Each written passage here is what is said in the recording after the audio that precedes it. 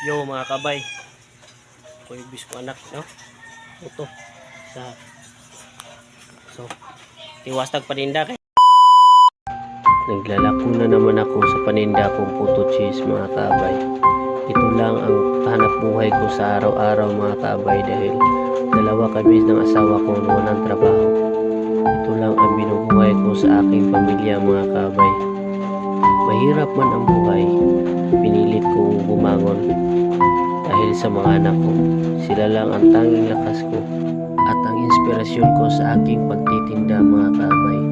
Tatlo sila mga anak ko na puro mga lalaki mga kabay at meron akong isa puso na 1 year old pa lang mga kabay. Pasensya na kung mahigpit ako sa inyo dahil ayaw ko na maging sa akin. Gusto ko maging buti kayong bata at makapagtapos ng pag-aaral dahil yan lang ang tanging yaman na may pamamana namin sa inyo mga anak ko. Tanging hinihiling ko lang sa may kapal sana nasa mabuting kalagayan kayo at maayos na pangangatawan dahil mahirap lang tayo. Bawal magkasakit sa ating pamilya. Magmahalan kayo at magbigayan.